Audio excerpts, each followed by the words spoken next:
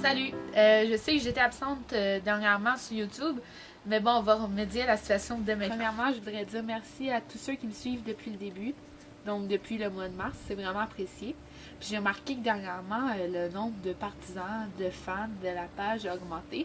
En fait, à l'heure présente, il manque 5 personnes, puis on serait 200.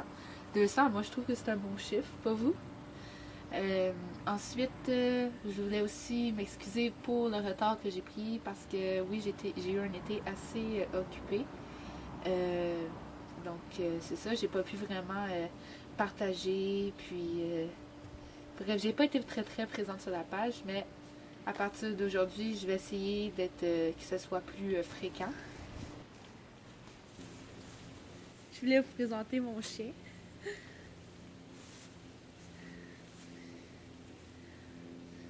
Bonjour! Ça, c'est une source de réconfort. Tout le monde devrait en avoir une. Des fois, c'est jouer à un jeu. Pour moi, ben, c'est flatter mon chien. Un peu d'ombre pour faire du bien, puis pour mieux voir. Dans le fond, là, je vais vous présenter l'un des pamphlets que moi et une de mes amies, donc collègue aussi du mouvement, avions fabriqué dans le cadre de conférences qu'on avait fait à des secondaires 2 de mon ancienne école secondaire. Donc, c'était ceci. Je vais vous le mettre à poche. Donc, c'est à type, surtout à type informatif. Donc, avant même de promouvoir le mouvement, j'ai voulu intégrer beaucoup d'informations. Quelques faits intéressants. Donc, vous saviez, il existe 4 types d'intimidation. Donc, on en connaît souvent 3. Physique, verbale, la cyber-intimidation aussi. Mais il y en a une qu'on néglige souvent. Donc, c'est l'intimidation sociale. Donc, c'est exclure quelqu'un d'un groupe, dire des rumeurs sur quelqu'un. Dans le fond, porter une action dans le but de le nuire socialement. Donc, même si cette personne-là a 5 amis, tu lui portes une action contre lui, tu portes des rumeurs comme quoi qu'il a dit des choses sur ses 5 amis, cette personne-là peut se retrouver toute seule. Puis, c'est considéré comme une des pires situations d'intimidation. Donc, c'est un des pires cas, même si on le néglige souvent. C'est difficile de se refaire des amis quand ça fait des années que tu as les mêmes. Donc, c'est ce que je voulais vous faire part. Finalement, la cyber-intimidation aussi, c'est souvent présent, surtout avec Facebook. Bonjour, si vous me regardez de là. C'est possible de faire beaucoup de cas d'intimidation. Maintenant, c'est fun, les réseaux sociaux ont pris des solutions. Donc maintenant, on peut signaler quelqu'un à partir de Facebook si quelqu'un t'intimide ou te dit des propos des propos déplacés dans le fond. Tu peux le signaler, tu peux le bloquer. Cette personne-là n'aura plus accès à aucune de tes photos, aucune publication. Donc, je vous invite à aller visiter. Si vous avez des questions, dites-moi là, je peux vous dire comment faire. Je vous invite à aller voir un peu cette partie-là de Facebook parce qu'elle est vraiment méconnue. Il n'y a pas grand monde qui savent que ça existe. Ensuite, d'autres, pour avoir plus d'informations, c'est sûr qu'il y a safinila.ca, moijagis.com, puis aussi le groupe de mon école, RML RNC, je vous en ai déjà parlé pour ceux qui me suivent depuis le début.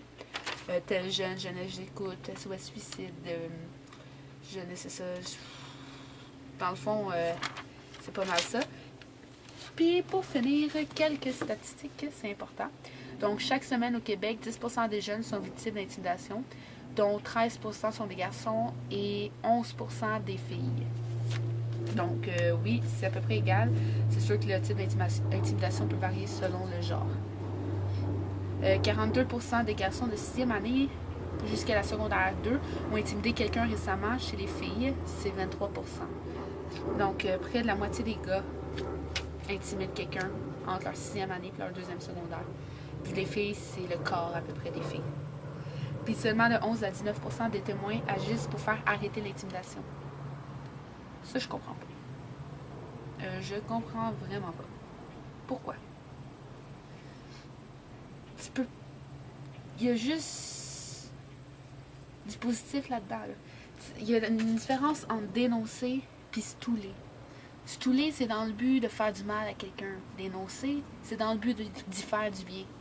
Tu t'en vas pas stouler quelqu'un parce que quelqu'un lui a fait mal, tu t'en vas dénoncer. C'est important de dénoncer. Fait que oui, toi, là, toi qui regardes, si tu vois des gestes d'intimidation, attends pas, va dénoncer. Donc, je pense que c'est pas mal ça. Donc, ces dépliants-là, j'en ai distribué une centaine à des élèves. Je suis en train d'en créer un autre par rapport au mouvement précisément. Lui, c'est vraiment par rapport à l'intimidation. Donc, c'est ça. Donc, finalement, pour terminer, je veux encore dire que je suis vraiment contente des statistiques. On est à 5 personnes près du 200. Aussi, comme j'en ai fait part dans un statut il n'y a pas longtemps, j'ai la possibilité de faire des conférences dans une école primaire puis à la bibliothèque de ma ville. Ça, j'en suis fort heureuse.